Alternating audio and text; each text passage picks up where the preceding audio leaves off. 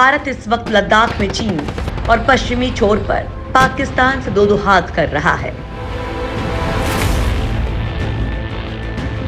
लद्दाख में चीन लगातार न केवल तनाव बढ़ा रहा है बल्कि अपने जवानों की तादाद भी बढ़ाने में लगा है। सर्दियों का मौसम आने वाला है, लेकिन चीन की सेना लाइन ऑफ एक्चुअल कंट्रोल से पीछे नहीं हो रही है। अब ऐसा प्रतीत हो रहा है कि जानलेवा ठंड में भी दोनों सेनाएं आमने सामने डटी रहेंगी। भारतीय सेना भी इसके लिए पूरी तरह से तैयार है। यहाँ नवंबर आखिर से तापमान एकदम घटना शुरू हो जाएगा या फिर तापमान -40 और -45 तक पहुंच जाएगा। ऐसे में चीन के सैनिक कितने वक्त तक डटे रहेंगे, इसका फिलहाल अंदाजा नहीं लगाया जा सकता है। वैसे दोस्तों, केवल लद्दाख ही नहीं बल्कि अखंडता और संप्रभुता की रक्षा करने के लिए भारत की सशस्त्र सेनाएं कठिन हालात में मजबूती से तैनात रहती हैं। भारत की सीमाओं पर ऐसे कई इलाके हैं जहां हाड़ कपा देने वाली ठंड या खाल जला देने वाली गर्मी जैसे हालात मौजूद हैं और ऐसे में भी सेनाएं तैनात रहती हैं। लिहाजा आपको देश के उन 10 स्थानों के बारे में बताते हैं जिनके मौसम के बारे में सुनते ही आपके रोंगटे खड़े हो जाएंगे। Number 1, Siachen glacier.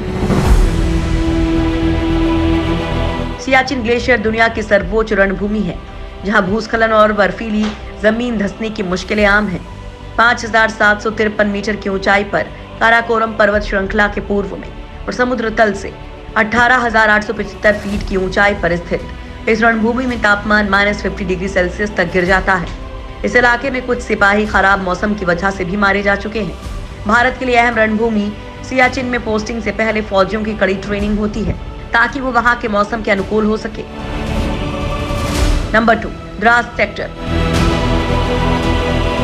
जम्मू और कश्मीर के करगिल जिले में महज 1021 लोगों की आबादी वाला ये छोटा सा कस्बा लद्दाख का द्वार कहलाता है। ये दुनिया का दूसरा सबसे ठंडा स्थान माना जाता है। यहाँ तकरीबन पूरे साल तापमान 10 डिग्री सेल्सियस से ज्यादा नहीं होता, हालांकि 0 डिग्री सेल्सियस से कम जरूर हो जाता है। 1999 में पाकिस्तान के साथ करगिल युद्ध के बाद से भारत यहाँ अपनी फौजी ताकत की मौजूदगी मजबूत बनाए रखता है। नंबर 3, जम्मू कश्मीर की वादियां। कड़ाके की सर्दी और मानसून के मिले जुले असर के चलते यहाँ स्थितियां प्रतिकूल हो जाती हैं। यहाँ आतंकवाद और घुसपैठ की समस्याओं के कारण सेनाओं को हर वक्त मुस्तैद रहना होता है। साल 2014 में जब जम्मू कश्मीर में भयानक बाढ़ आई थी, तब भी सेना ने काफी मदद की थी। इस राहत कार्य में आर्मी, वायुसेना और नौसेना के दलों ने मदद करते हुए करीब 2 लाख लोगों की रक्षा की थी।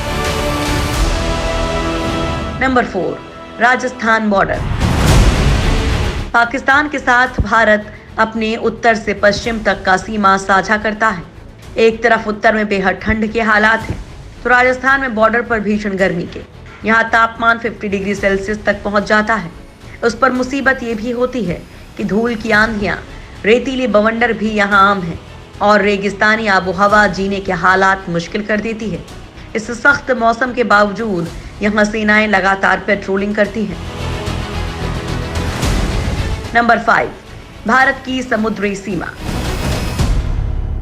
गुजरात से लेकर दक्षिण भारत और फिर वहां से बंगाल तक देश की समुद्री सीमा का विस्तार है। साल भर देश की नेवी 7,500 किलोमीटर लंबी समुद्री सीमा पर तैनात रहती है। 26/11 के हमले के बाद से समुद्री सीमाओं पर सुरक्षा को लेकर नौसेना की भूमिका और अहम हो गई है। इतनी लंबी सीमा पर भारतीय नौसेना बेतरतीब मानसून और तूफानों से जूझती है। नंबर 6, अंडमान निकोबार द्वीप समूह। बंगाल की खाड़ी और अंडमान समूह के बीच स्थित ये द्वीप समूह भारतीय नौसेना और वायुसेना का एक अहम बेस है। यहाँ बारिश बहुत लंबे वक्त तक होती है और आर्द्रता बनी रहती है। इसके चलते ही दोनों ही सेनाओं को खासी मुश्किलों का सामना करना होता है। चूंकि ये इलाका साउथ चाइना सी के पास है, यहाँ चीनी नौसेना की मौजूदगी भी खासी है, इसलिए यहाँ सेनाओं को काफी चौकन्ना रहना होता है। नंबर 7, अरुणाचल प्रदेश। चीन के साथ 3000 किलोमीटर से ज्यादा लंबी सीमा जो भारत साझा करता है, उसका बड़ा हिस्सा अरुणाचल प्रदेश में है। दोनों ही देशों की सेनाएं इस बॉर्डर पर हमेशा मौजूद रहती हैं। यहाँ हालात कठिन हैं क्योंकि भौगोलिक संरचनाओं के कारण यहाँ कनेक्टिविटी बेहद मुश्किल है। यहाँ कठिन पहाड़ी इलाकों में आर्मी के साथ ही वायुसेना अहम रोल अदा करती है। यहाँ भारी बारिश और ज्यादा मुश्किल खड़ी कर देती है। Number 8, Sikkim sector. पूरे साल सर्दी के साथ ही यहाँ बर्फबारी और भारी बारिश के कारण मौसम काफी कठिन हालात बना देता है। यहाँ धूप खिली हो, ठंड हो या भारी बारिश, हर वक्त फौजियों को चौकन्ना रहना होता है, खासकर पैदल सेना को। यहाँ हथियार पहुंचाने में वायुसेना भी मौसम के साथ जूझती है। चूंकि भारत के लिए ये इलाका चीनी सेना की गतिविधियों के चलते काफी अहम है, इसलिए यहाँ मुश्किलों के बावजूद फौज डटी रहती है।